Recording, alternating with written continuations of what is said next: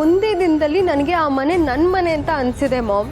ಸಂಜೆ ಅವ್ರ ಅಪ್ಪ ಅಮ್ಮನೂ ಅಷ್ಟೇ ನನ್ನನ್ನು ತುಂಬ ಚೆನ್ನಾಗಿ ನೋಡ್ಕೋತಿದ್ದಾರೆ, ನನ್ನನ್ನು ಮನೆ ಮಗಳು ಅಂತ ಹೇಳಿದ್ದಾರೆ. ಹೌದು ಅತ್ತೆ, ನಿಧಿ ಬಗ್ಗೆ ನೀವು ಯಾವ ಯೋಚನೆನೂ ಮಾಡಬೇಡಿ. ನಿಧಿನ ನಾವು ತುಂಬ ಚೆನ್ನಾಗಿ ನೋಡ್ಕೋತೀವಿ. ಇದುವರೆಗೂ ಆಗಿದ್ದೆಲ್ಲ ಆಗೋಯ್ತು, ನಮ್ಮಿಂದನೂ ತುಂಬ ತಪ್ಪಾಗಿದೆ.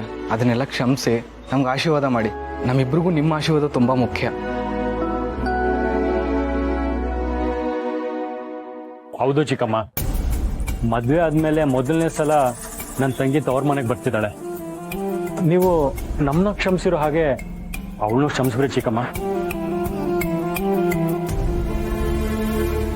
ಶಾರ್ವರಿ, ಆಗಿರೋದೆಲ್ಲ ಒಳ್ಳೇದಕ್ಕೆ. ನಿನ್ನ ಮಗಳು ಆ ಮನೆಯಲ್ಲಿ ನೆಮ್ಮದಿಯಾಗಿರ್ತಾಳೆ ಅಂತ ನಮಗೆಲ್ಲ ನಂಬಿಕೆ ಇದೆ.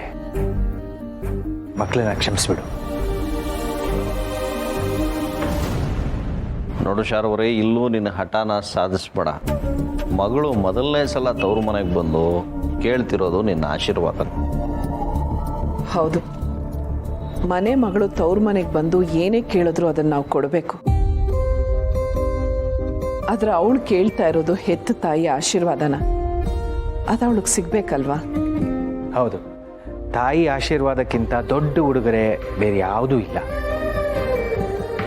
ಇಬ್ಬರಿಗೂ ಆಶೀರ್ವಾದ ಮಾಡು.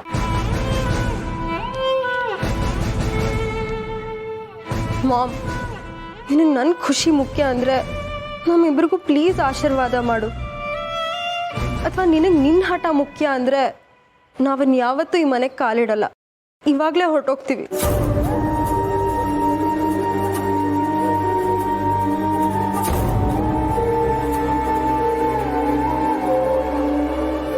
ಹೇಳು ಮಾಮ್, ಮನೆ ಮಗಳು ತವ್ರ ಮನೆಯಿಂದ ಬರಿಗೈಯಲ್ಲಿ ಹೋಗ್ಬೇಕಾ? ತಾಯಿ ಆಶೀರ್ವಾದ ಪಡ್ಕೊಳ್ಳೋಷ್ಟು ಅದೃಷ್ಟ ನನಗಿಲ್ವಾ? ಹೋಗ್ತೀನಿ ಬಿಡು.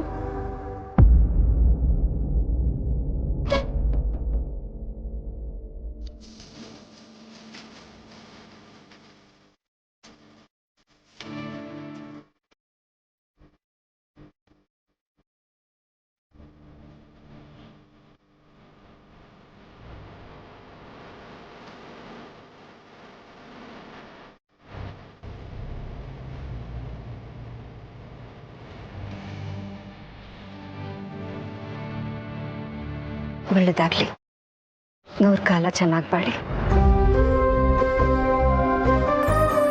ಕೊನೆಗೂ ಚಿಕ್ಕಮ್ಮನ ಕೋಪ ಕರಗ್ತು. ನಿಧಿ ಮದುವೆ ಮನೆಯವರೆಲ್ರಿಗೂ ಖುಷಿ ಕೊಡ್ತು. ತಾತ, ಬಜ್ಜಿ ಮಾಡಿಕೊಡಲ್ಲ ಅಂತ ಹೇಳಿ ತಪ್ಪು ಮಾಡಿಬಿಟ್ವಿ. ನಮಗಿನ್ನೂ ಅಡುಗೆ ಮಾಡೋದಿದೆ. ನೀವು ಈ ರೀತಿ ಬಜ್ಜಿ ಮಾಡೋಕೆ ನಿಂತ್ಕೊಂಡ್ಬಿಟ್ರೆ, ನೀವು ಬಜ್ಜಿ ಎಲ್ಲ ಮಾಡಾದ್ಮೇಲೆ ಅಡುಗೆ ಮನೆ ಪರಿಸ್ಥಿತಿ ನೆನೆಸ್ಕೊಂಡ್ರೆ ನಂಗೆ ಈಗಲೇ ಭಯ ಆಗ್ತದೆ. ದಯವಿಟ್ಟು ಆಚೆ ಬಂದ್ಬಿಡಿ. ಒಳ್ಳೆ ಐಡಿಯಾ. ಖರೆ, ಬರೀ ಬಜ್ಜಿ ಅಲ್ಲ, ಇವತ್ತು ಅಡುಗೆನೂ ನಾವೇ ಮಾಡ್ತೀವಿ. ಜಗ ಏನ ನಾವು ಅಂತ ಯಾಕೆ ಹೇಳ್ತೀರ ದತ್ತ ಮಹಾಪ್ರಭುಗಳೇ? ನಾನು ಅಂತೇಳಿ ಎಲ್ಲ ಮಾಡ್ತಿರೋದು ನಾನು ತಾನೇ. ದಡ, ಕ್ರಿಕೆಟ್ ಆಡೋರು 11 ಜನ ಆದರೂ ಟ್ರೋಫಿ ತಗೊಳ್ಳೋದು ಕ್ಯಾಪ್ಟನ್ನೇ ಕಣೋ. ನೀನು ಅಡುಗೆ ಮಾಡು, ನಾನು ಕ್ರೆಡಿಟ್ ತಗೋತೀನಿ. ಇದು ಮೋಸ ತಾನೆ ಮಾವ, ಇದು ಮೋಸ ಅಲ್ಲ, ಚಾಲಾಕಿತನ.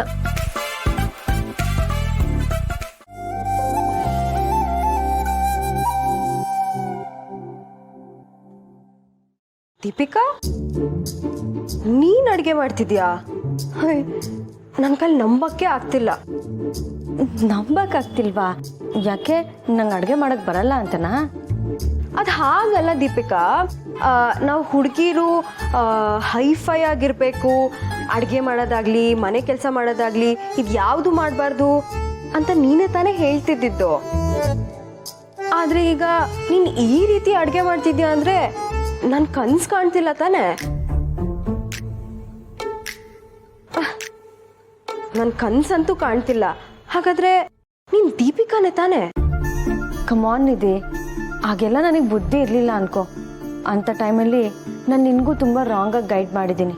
ಆದರೆ ನಂಗೆ ಈಗ ಅರ್ಥ ಆಗ್ತಿದೆ, ಮನೆಯವ್ರನ್ನೆಲ್ಲ ಚೆನ್ನಾಗಿ ನೋಡ್ಕೊಳ್ಳೋದ್ರಲ್ಲೂ ಒಂಥರ ಖುಷಿ ಇದೆ. ಅದರಲ್ಲೂ ಈ ಅಡುಗೆ ಮಾಡೋದ್ರಲ್ಲೂ ಒಂಥರ ಥ್ರಿಲ್ ಇದೆ ನಿಧಿ. ಇನ್ಫ್ಯಾಕ್ಟ್ ಅಡುಗೆ ಮಾಡೋದು ಒಂದು ಕಲೆ ಅಂತ ಮಾವ ಯಾವಾಗಲೂ ಹೇಳ್ತಿದ್ರು. ನಾನು ಅದನ್ನು ಸುಳ್ಳು ಅಂದ್ಕೊಂಡಿದ್ದೆ, ಆದರೆ ಈಗ ಅರ್ಥ ಆಗ್ತಿದೆ ಅಡುಗೆ ಮಾಡೋದು ಬರೀ ಕಲೆ ಅಲ್ಲ, ಮಹಾಕಲೆ ಅಂತ. ಅದಕ್ಕೆ ಭೀಮಸೇನ ನಳ ಮಹಾರಾಜರೆಲ್ಲ ಅಷ್ಟು ಫೇಮಸ್ ಆಗಿದ್ದು, ಊಟನ ಅನ್ನಪೂರ್ಣೇಶ್ವರಿಗೆ ಹೋಲಿಸಿದ್ದು. ಇಬ್ರು ಏನು ಮಾತಾಡ್ತಿದ್ದೀರಾ? ನೀವಿಬ್ರು ಈ ರೀತಿ ಮಾತಾಡೋದೇ ಆದರೆ ಹಾಲಲ್ಲಿ ಕುತ್ಕೊಂಡು ಆರಾಮಾಗಿ ಮಾತಾಡಿ. ಅಡುಗೆ ಕೆಲಸ ಏನಿದ್ರು ನಾನು ನೋಡ್ಕೊಳ್ತೀನಿ. ಯಾಕೆ ನಾನು ಅಡುಗೆ ಮಾಡ್ತೀನಿ ಅಂದರೆ ಮನೆಯವ್ರು ಯಾರು ತಿನ್ನಲ್ಲ ಅಂತಾರ? ನೀನೋಗಿ ಮಗುನ ನೋಡ್ಕೊ, ನಾನು ಅಡುಗೆ ಮಾಡ್ತೀನಿ. ಅದು ಹಾಗಲ್ಲ ದೀಪಿಕಾ, ನಿನ್ನೊಬ್ಳಿಗೆ ಇದೆಲ್ಲ ಕಷ್ಟ ಆಗತ್ತೆ. ಪರವಾಗಿಲ್ಲ, ನೀನು ಇದರಲ್ಲಿ ತಲೆ ಹಾಕ್ಬೇಡ. ನಾನು ಇವತ್ತು ಅಡುಗೆ ಮಾಡ್ತೀನಿ ಅಂದರೆ ಮಾಡ್ತೀನಿ. ಕಷ್ಟಗಳನ್ನ ಫೇಸ್ ಮಾಡೋದು ನನಗೂ ಚೆನ್ನಾಗಿ ಗೊತ್ತು. ನೀನು ನಡಿ ಇಲ್ಲಿಂದ. ದೀಪಿಕಾ, ನನ್ನ ಮಾತು ಕೇಳು. ನೀನು ಇಲ್ಲಿ ನನ್ಗೆ ಡಿಸ್ಟರ್ಬ್ ಮಾಡೋಕ್ಕೆ ಅಂತಲೇ ಬಂದಿದ್ಯಾ? ನಾನು ಅಡುಗೆ ಮನೆಯಲ್ಲಿ ಅಡುಗೆ ಮಾಡೋದನ್ನ ನೀನು ಸಹಿಸ್ಕೊಳ್ಳಲ್ಲ ಅಲ್ವಾ? ಸುಮ್ಮನೆ ನಡಿ ಆಚೆಗೆ. ಅದಕ್ಕೆ ನೀವೇನು ಚಿಂತೆ ಮಾಡಬೇಡಿ, ನೆಮ್ಮದಿಯಾಗಿ ಮಗು ಜೊತೆ ಆಟ ಆಡ್ಕೊಂಡಿರಿ. ದೀಪಿಕಾಗೆ ನಾನು ಹೆಲ್ಪ್ ಮಾಡ್ತೀನಿ. ನೀವು ನನಗೆ ಅಡುಗೆ ಕಲಿಸ್ಕೊಟ್ಟಿರೋದು ನಂಗೆ ಫುಲ್ ನೆನಪಿದೆ.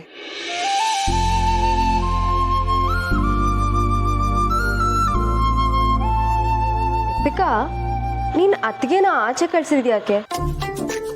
ಅವ್ರ ಮೇಲಿರೋ ಕಾಳಜಿಯಿಂದ ತಾನೆ, ಅಥವಾ ಮಗು ಮೇಲಿರೋ ಕಾಳಜಿಯಿಂದನಾ? ಅದು ನನಗೆ ಮಗು ಮೇಲಿರೋ ಕಾಳಜಿ ಅನ್ಕೋ. ಅವಳಿಗೂ ಮಗುನ ನೋಡ್ಕೊಂಡು ಸುಸ್ತಾಗಿರುತ್ತೆ. ಈ ಅಡುಗೆ ಕೆಲಸ ಎಲ್ಲ ಮಾಡೋದ್ರಿಂದ ಇನ್ನೂ ಸ್ಟ್ರೆಸ್ ಆಗುತ್ತೆ. ಅದಕ್ಕೆ ಹಾಗೆ ಹೇಳಿದೆ. ಅದೆಲ್ಲದಕ್ಕಿಂತ ಮುಖ್ಯವಾಗಿ ಇವತ್ತು ಅಡುಗೆನ ನಾನೇ ಮಾಡಬೇಕು ಅನ್ನಿಸ್ತು, ಅದಕ್ಕೆ ಹಾಗೆ ಹೇಳಿದೆ, ಮತ್ತಿನ್ನೇನಿಲ್ಲ. ಓಹೋ, ಹಾಗಿದ್ರೆ ನಿನಗೆ ಅತ್ತಿಗೆ ಮೇಲೆ ಏನೂ ಕಾಳಜಿ ಇಲ್ಲ ಅಂತ ಅನ್ನು. ನೋಡು, ನೀನು ನನಗಿಲ್ಲಿ ಡಿಸ್ಟರ್ಬ್ ಮಾಡ್ತಿದ್ಯಾ. ನೀವೆಲ್ಲ ಸೇರಿಕೊಂಡು ನನ್ನ ಅಡುಗೆನ ಹಾಳು ಮಾಡ್ತೀರಾ ಅಷ್ಟೇ. ನೀನು ಹೋಗಿಲಿ.